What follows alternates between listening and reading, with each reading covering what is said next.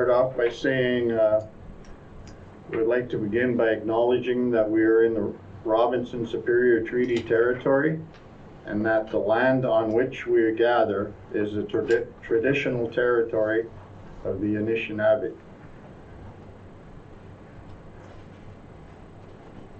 Can we have approval of the agenda?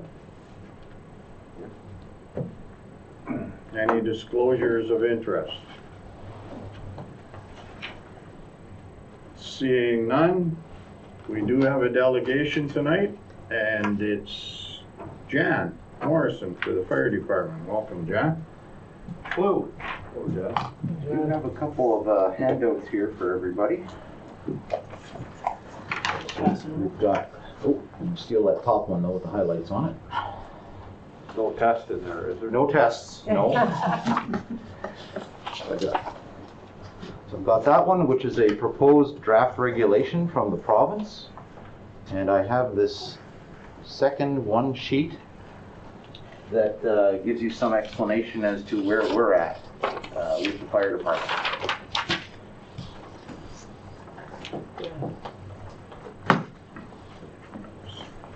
So while those go around, just by way of background or probably reminders for everybody involved, back in April 2013, the province announced that they would move fire departments from the Ontario Firefighter Standards over to the NFPA, or National Fire Prevention Association standards. Those are the standards that are used in most jurisdictions around North America. Starting in 2014, they began a grandfathering process to convert people who had taken the previous Ontario training over onto the new standards. In 2017, the then Liberal government passed 3 new regulations. One was called public reporting, which is still in effect.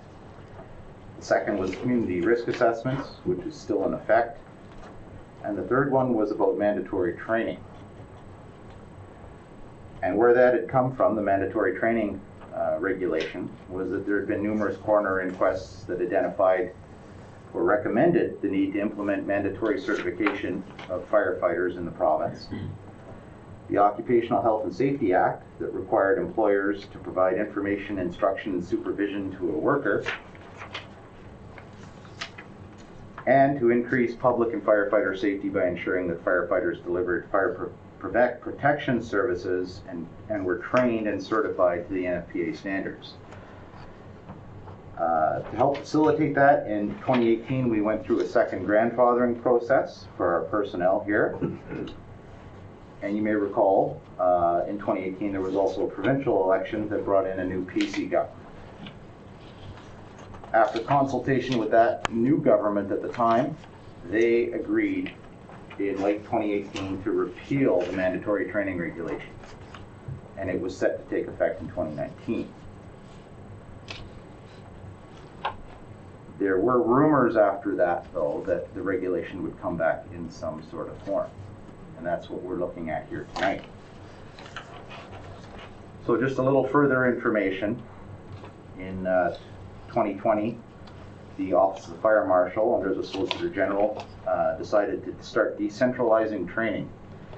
They created regional training centers and started distributing a thing called a learning contract, where a local fire department could take Ontario Fire College material and deliver it locally under a contract, which is something we've been doing.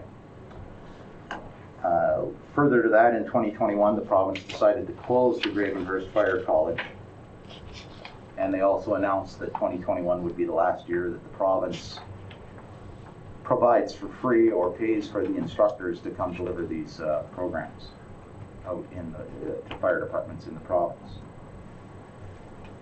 On 28th of January this year, last month, the province posted this new draft regulation called Firefighter Certification.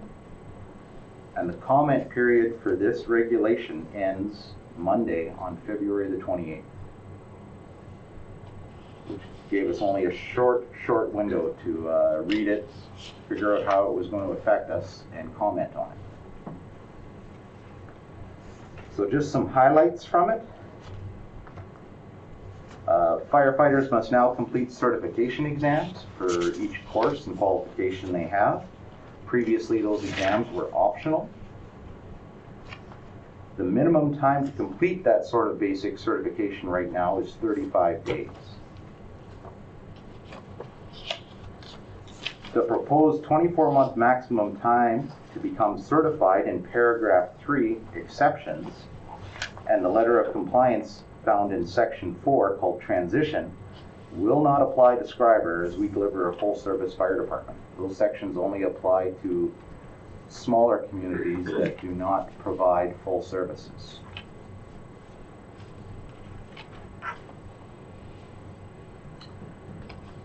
Schreiber began training on the NFPA standards back in 2016. At that time, not all the volunteers decided they wanted to attempt the certification exams as they were not mandatory. So the one-page handout shows you table 1 from the regulation, but only the parts that we currently deliver. The column that has been added to the far right shows how many people we currently have on our fire department that are trained to those standards.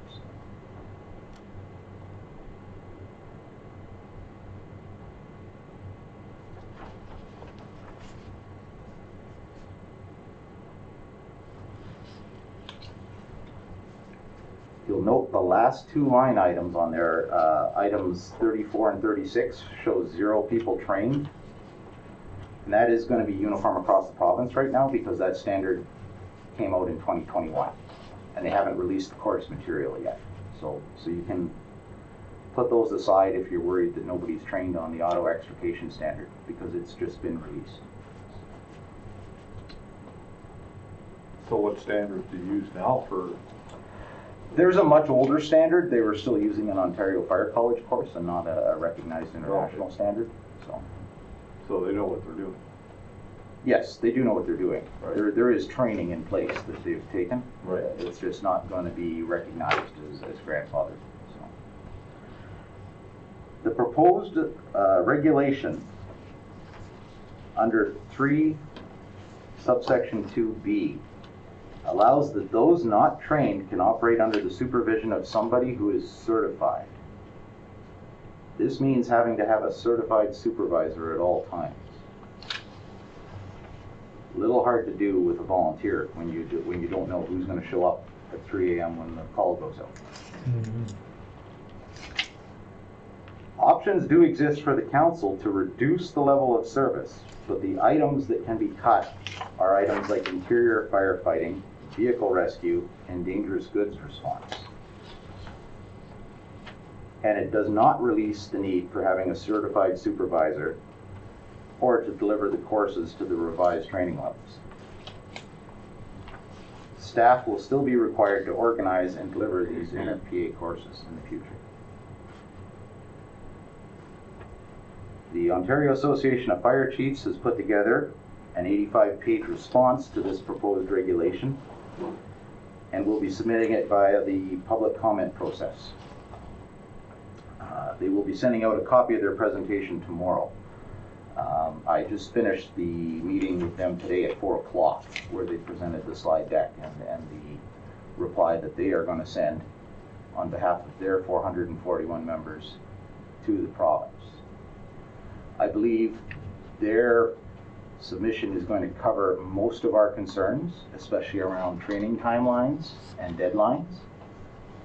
I'm waiting to see it, of course, and if it doesn't address all of our concerns, I believe that we should put in our own public comments to the province through their portal. I think the regulation as written has a danger to small towns, and that is found in the amount of free time that volunteers have. It's hard to say have somebody move into town, start on the railway, start at the paper mill. They're entitled to 2 weeks vacation, and now I'm going to ask them over the next 24 months to give up 35 days of their 28 days to meet these standards just so that they can volunteer with us. So I think this does have a danger that it may significantly harm our available volunteer pool. When you get that report, can you let Nathan know that, like me and Nathan talked one day last week after I watched it, Yeah. and we were gonna put in a few things, but you look at your report, like I'm also worried about we're running out of draw, which I mean we're running out of people to draw from. Yeah, our Yeah, volunteer all- demographics between the age of 18 and 65 are a lot less than our population. Our median age is probably in the range of 50 right now in town, so it's getting harder to find these volunteers. Yeah, it's the training, the money, and the draw. Like we're not gonna have it. Like, and Schreiber's not any different than any other small town, Yes, and I would think. it's clearly been expressed, I think, by many other towns as well, from listening to the various presentations. So I suspect that our concerns are going to be in this document. I think we should just be ready to react if one of our concerns is not addressed. For sure.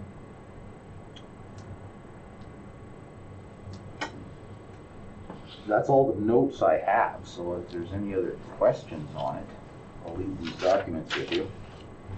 So we got till Monday to respond. To respond to for this. response, yeah. Yeah. Okay, when you see that report tomorrow or whatever, like what they're, Yes, I should have something tomorrow from them. I will forward it. okay, perfect, thanks a lot. Chad. Thanks, John. Thanks, Chad.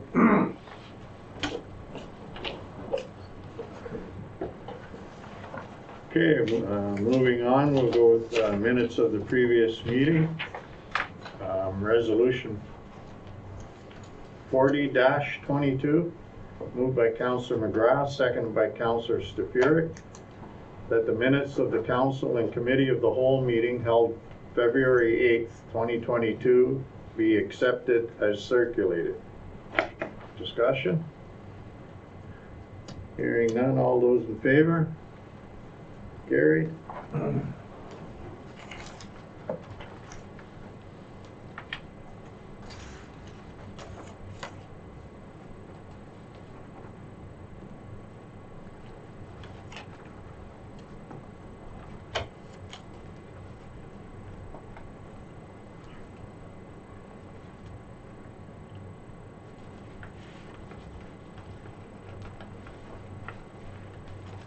Business arising from the minutes. Resolution 41-22, moved by Councillor Sales, seconded by Councillor McGrath, that council receive the council expense and remuneration report for the year ended December 31st, 2021. Discussion? All those in favor? Carried.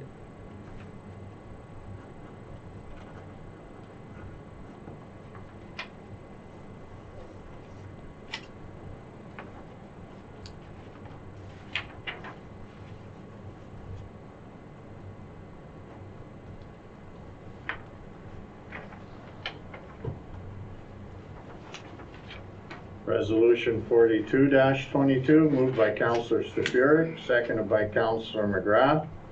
The council approved the Recreation and Festivals Committee's plan for the 2022 Winter Carnival events scheduled to take place February 20th, 2022 and February 21st, 2022. And for the 2022 Heritage Days events scheduled to take place July 15th to the 24th. 2022. Discussion?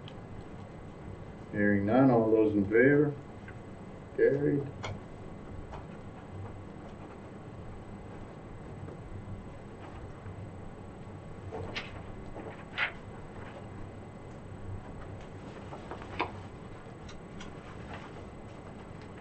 We have no accounts for payment, no unfinished business, and no other business. So we'll move right into the Committee of the Whole Department reports. Number 1, Director of Operations report, status update.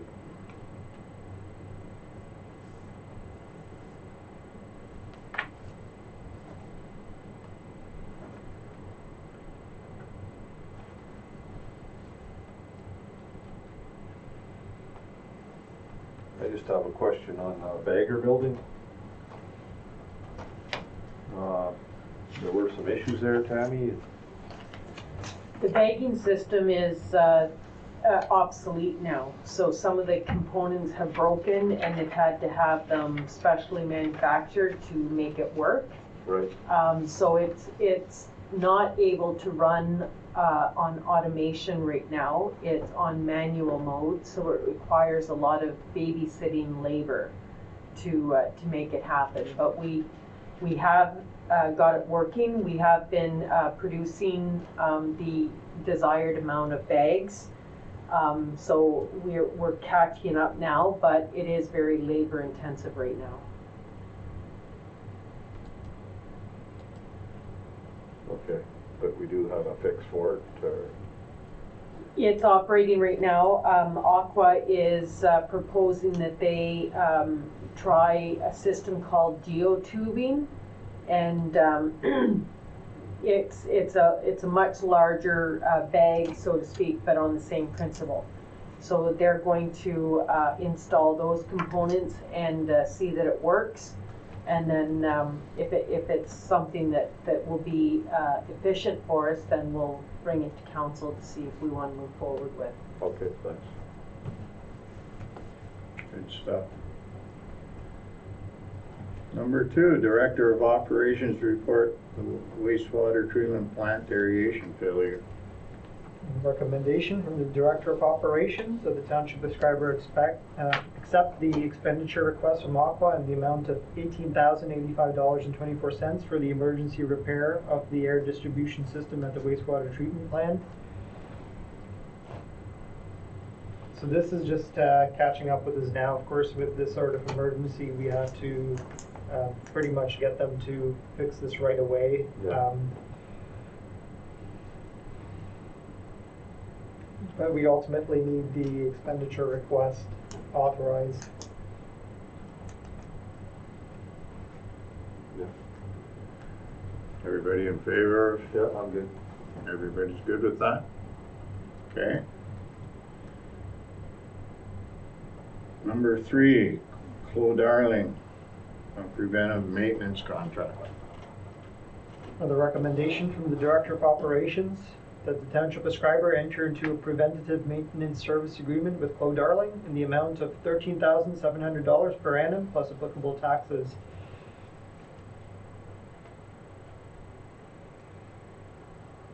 Talked with Tammy before the meeting on this. And, we have a lot of components, and like she said, we'll get everything, and then hopefully, maybe a year or 2 down the road, maybe a little longer, who knows, we can maybe go to 2 visits, but that's 4 visits per year, and Yeah.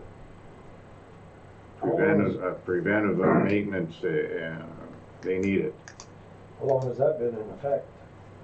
It's not in effect yet. Yeah. They came down and looked at everything. They took numbers for the filters This is a and. new proposal. Right. Or They've checked over every unit that you've seen on the. Yeah. And got all the information that they needed. Right now, right, there's, we don't have that in place, and really what brings us to light is, exactly even in this building, when that unit up on the rooftop did go down, and we had to wait probably about a month in order to get the parts and all to get that fixed.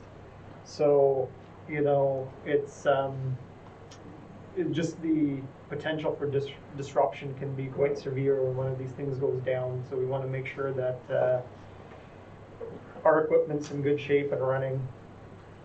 It will help to eliminate any surprises. Yeah, I think it's a good idea. Yeah. for the most part. Yeah, for the most part. yeah, preventive You maintenance. never know what could go wrong, Yeah, Oh, no, I mean, even when there's regular maintenance. oh, for sure. yeah. Like, yeah. Yeah, And the big advantage in this, right, is that deal for discounted service. So, well, I think it was good work, Tammy. Yes, I Thank agree. you. Moving into that program, so. I think we agree, we recommend. Yep. I'm good with that. Okay. Number 4, the Community Economic Development Report. so a number of things going in here. Just to give a quick summary from our economic development manager. There's an application made to the Inclusive Community Grant. This is $60,000 of funding at 100%. And the scope is to have have some paving done at Schreiber Beach for the gazebo and the washroom area, and to ensure that it's properly accessible for the public. Another grant there is the Active Transportation Fund. That's $50,000 of funding, again at 100% funding. And the idea for this is to get an engineering study for phase 2 of the A6 trail to allow it to connect to the picnic table lookout and Schreiber Beach. As you know, part of that project, the slope is quite steep there, and engineering will really be required to determine the best path in order to build that path. We'll see. I mean, how do you get down the ravine? Yeah. Carefully. You know, there's only the one bridge. Yep. So, And that ravine goes back quite a bit. The president of the Cascade Trails, I believe he's done some scouting already to determine the sort of best path, but this sort of engineering report would be able to confirm that. The next point here was a letter of interest was put in for the My Main Street Local Business Accelerator Northern Ontario pilot. This is a program that's being looked at by the Economic Developers Council of Ontario, EDCO. And they're attempting to determine if there's interest for this program in Northern Ontario, based on its success in Southern Ontario.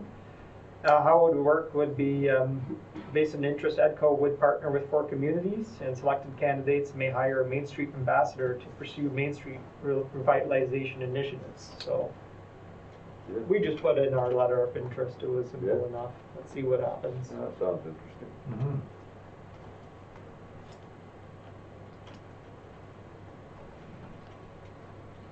Okay, number 5, Senior Programmer Report. Yeah, I'll cover off 5 and 6 there. Senior program's been refunded for another year with a special grant, $20,000. And this year it's for buying new chairs.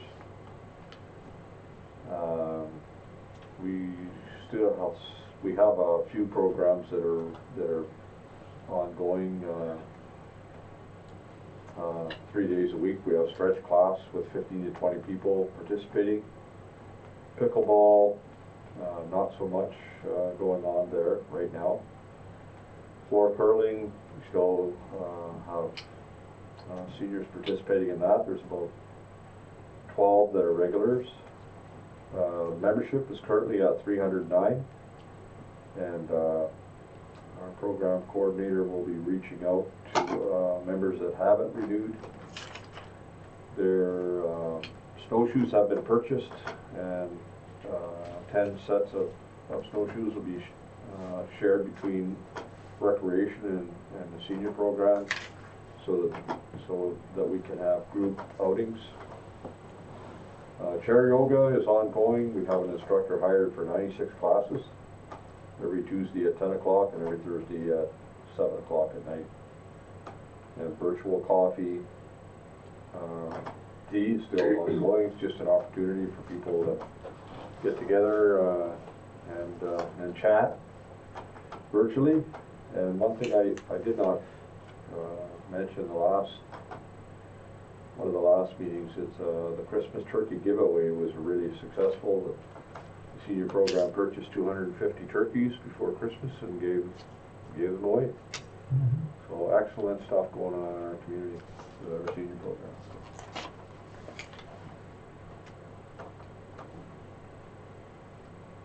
Okay, number 7, I guess, the rec meetings, minutes for February 7th. Yeah, that's me again. So we're still, Winter Carnival, we had a small plan, really downscaled for Winter Carnival this year, on account of COVID, and we had a couple of, well actually we had smartest citizen quiz again, and we did have a successful winner, our mayor. Just very knowledgeable about our community, so good stuff. I just want to say there was only a couple of us that entered it, and there wouldn't have even been that. I had to go down to Terrace Bay, and I grabbed my iPad at the last minute and entered it down there at the last minute, and I'm telling you, it's a lot of fun. It's, There's some good questions there. the questions, it's 50 questions, multiple guess. Even when you get them wrong, the right answer comes up in a shade of green, so you know, like you're learning about the community and the whole bit. I mean, it takes an hour of your time. It's not that I'm not much more knowledgeable than anybody else. I mean, I get my butt kicked by a few people around town, but yeah, if we run it again for Heritage Days or something, we'll join in. It's fun. We'll do it again if we're only getting, and we'll have to put our heads together and figure out how to get more people to participate, because thanks. You know, there's some work going into that. So besides that, Winter Carnival, we had a couple of events scheduled, but I think the weather played a role in that, and we didn't have, I don't think we had any participation for our hike. I was down there waiting for people to show up, but nobody showed up. And the sliding party, there were no takers there from what I understand. So now we're on to the next thing, Heritage Days. Our program is pretty well mapped out. It's not firm yet. Still some things to discuss and change, but that'll be here soon enough. So that's what we're working on now. Okay, thanks. And number 8, the Aqua reports. There's 3 of them in there. Finally get them back. Anybody got any questions on any of the reports?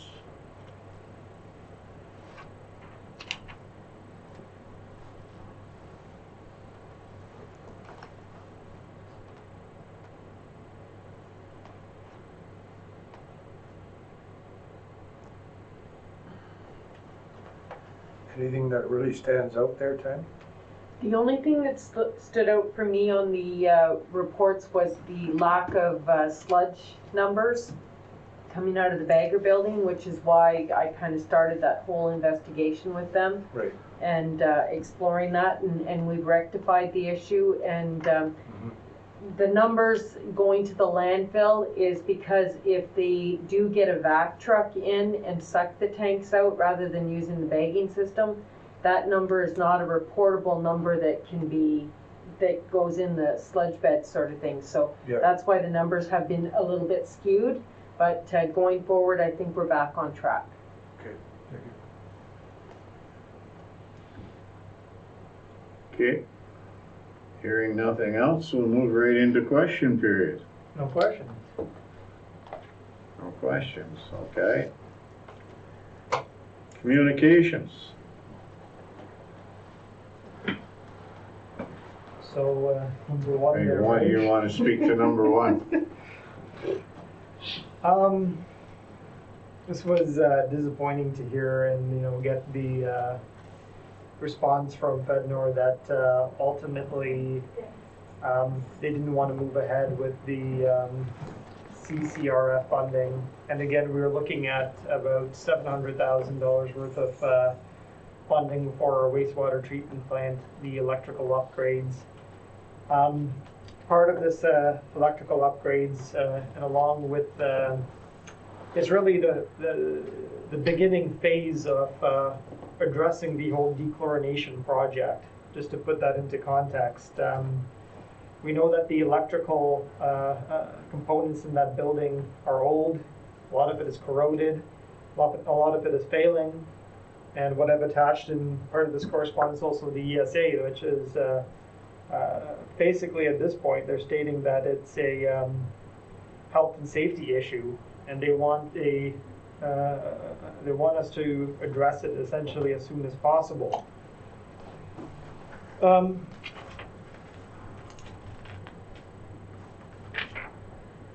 Ultimately, we're looking at about, for the electrical upgrades, we're looking at around $700,000 of work that needs to be done. And then following that, once all those electrical upgrades are done, we'll have to put $1.2 million for the dechlor UV project. That's $2 million roughly that's going to be sunk into this plant. We're talking about a 42% increase to the annual sewer rate. And we've been trying to lobby, again, the federal government. We're trying to pursue funding and address this as much as we can. And it's really problematic in the sense that there's few conditional grants, and we're trying to look at funding in the sense that we put in applications to these grants. We have to do the background studies and all of that. We have some background studies, fortunately, for this project. But you put in an application and you kind of wait. They do their analysis, and if you get bad news, you're then stuck back at square one. Where, in order to address this, and now we have to address these electrical upgrades, the ESA is not going to want to wait much longer. So what I've done is requested Aqua to take a look at the contract that's proposed from Automation Now and break it into phases. So that way we can address the main needs for the ESA under phase 1, and hopefully we'll be able to get phase 2, 3, and 4 covered with a grant down the road. But for phase 1 itself, we're looking at about $160,000. That's, you're speaking that number out of a total of 764. Exactly, out of that whole 764,000, yeah. That'd be the first chunk. Yes. That ESA authority, that's a government agency under what ministry? I think they're an independent. I'm not sure if they're under a particular ministry. Okay. I could look into that for you to see how exactly they operate. Do they help us at all for lobbying for funding? I could look into that and see if they have particularly any programs or anything. I can try and check. Electrical Safety Authority.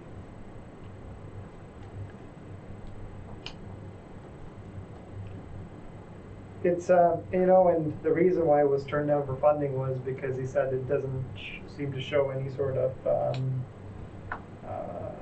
doesn't provide the greatest potential for regional economic impact, right? And to keep on saying that whether it's our utility rates or whether it's our hydro rates and our property taxes, these are all barriers to business here. Yeah. So by eliminating a barrier to business or by reducing those rates, we have a real opportunity to help stimulate business here. So it's really back to square one again in order to find the funding. They're not getting it. We're still trying to find the perfect funding for $1.2 million for that dechlor project. if this came along, you know, then we could focus on just finding funding for that. Yeah. And ultimately, all of this is required. Whether you look at the electrical upgrades and the decor, it's stemming out of a federal regulation for essentially eliminating the chlorine that's in our effluent. So that's what every single chance we've had for a delegation, whether it's the Roma or AMO, it's been you know, hammering this point that we're a really small community. Our residents are fed up of paying these high bills, and we need the support from the federal and provincial government. So, you know, these conditional grants pop up the few and far in between, and it's just devastating when you hear you don't get it. Frustrating. We've talked to Patty since, and not getting anywhere really. Yeah.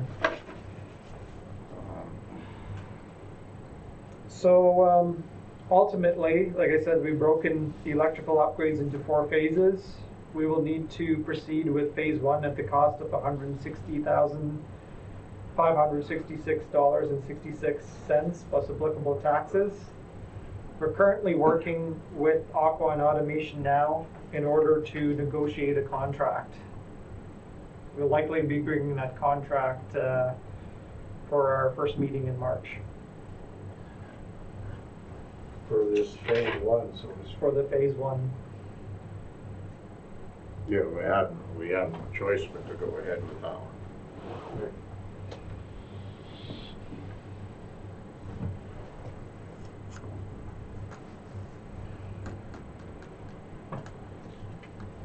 Okay, that's all on that one? Yeah. Yeah. Okay, I think number 3, the NOSH equitable access for rapid test kits.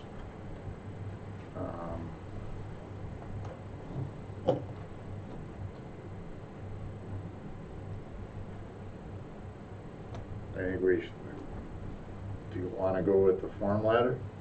Yeah, and to put some context into this, I did have a conversation with MPP Michael Gravel's assistant Larry Joy, and we had a good conversation, and he was essentially stating, like, what are your needs for these rapid testing kits? He understood that, you know, over here the closest point of access is Rexall and Nipigon, so it's really inconvenient for us. And I said, well, we need something nearby and local. So I think he's certainly aware of it, but I'm still waiting for some sort of formal response from the health unit if there's anything they can do on that front. I think what we can do is use this as a template and send it out as well. Yeah. Marathon is the nearest?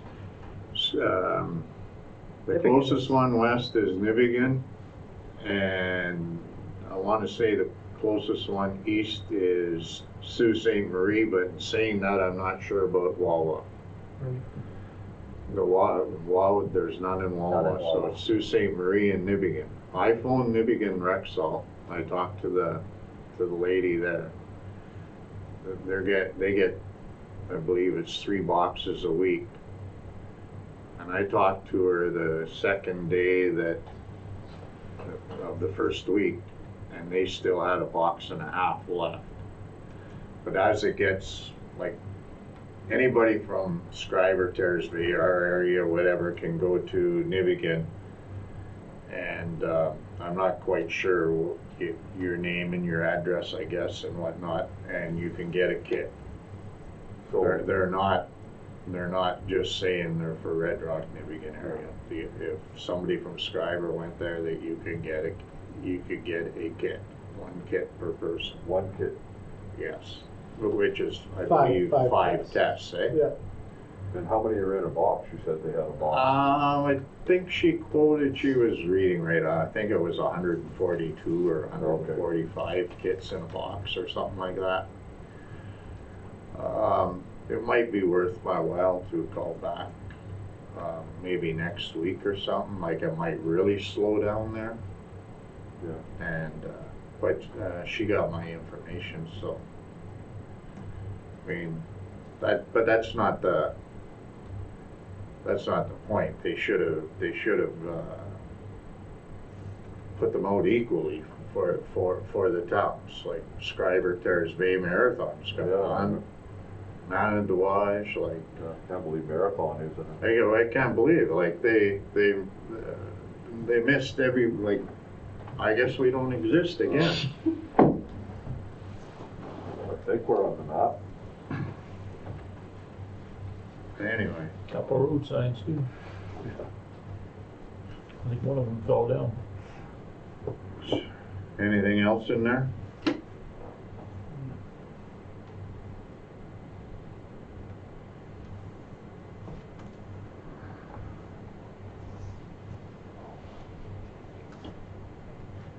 Okay, hearing nothing else. No unfinished business, so we'll move on to other business. So council remuneration.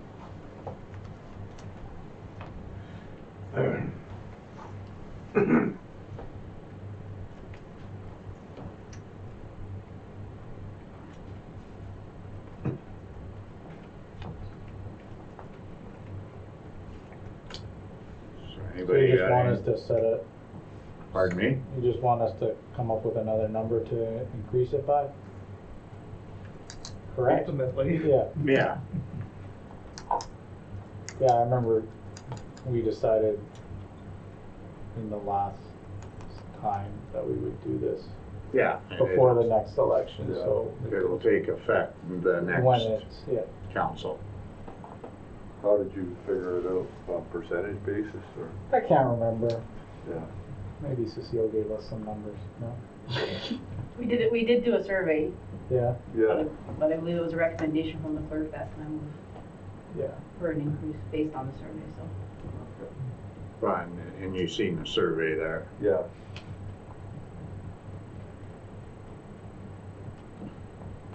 So, my thought would be, $100 for the mayor and 75 for councillor. Based on that, Yeah. Kind of in line with. that would be in line for what we've done, and plus, well, who knows what the other towns are doing, it don't matter, don't matter to us, Yeah. anyway, or to me, anyway. Sounds fair to me. yeah, I'm fine with that, On a monthly Good. basis, correct? On a monthly basis, yeah. yearly. 12 cents monthly. Yeah. Okay, you're good with that then, Cecile? Okay, number 2, draft snow removal bylaw. Any questions on that? Try to make it as simple and straightforward as possible.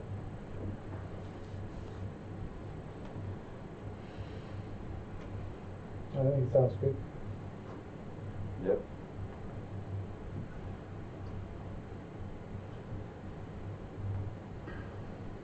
So you'll bring this, next meeting. Yep. Of course, it will take us maybe a month or so. By then, not going to be getting too much more snow, but it would be. You wanna put Can you that in guarantee writing? that? Can you guarantee that? I don't want to guarantee nothing. Hopefully, No, I think it's a good draft. It's Yeah. good, Sounds good.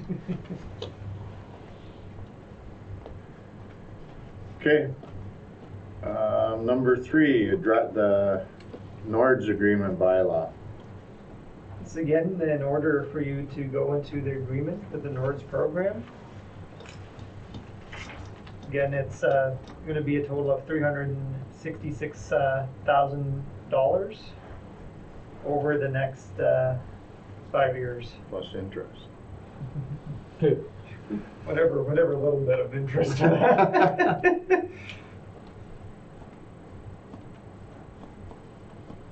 Yeah, We do have to hold it in an interest-bearing account. yeah. No, I think that would work out good if, I mean, Put that in the bank. Use it after 5 years. stack it and use it, yeah. Yeah. Is this a relatively standard practice, or This, the procedure for giving us the money? For Nords, right? Well, this is a new program. It wasn't, it didn't exist until, now. I mean, it's similar to, for instance, OCIF, where you have the province giving us funding for infrastructure, so pretty much working on that basis.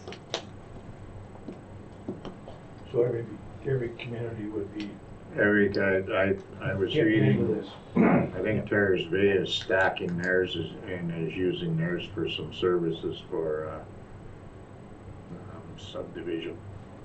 You have to tie it. Part of what they want, again, it's still conditional based funding. You need to tie it to a project. They're not just giving you the money. You can determine what you want to do with that. So what we had to do was state that we were going to be using it for sidewalks. Okay. Good stuff. And the sidewalks that'll get done, nobody can predict the future. But the price of sidewalks today would probably cover every sidewalk in this town. So. That would be nice. Lots of streets without sidewalks. Yeah, well, I mean.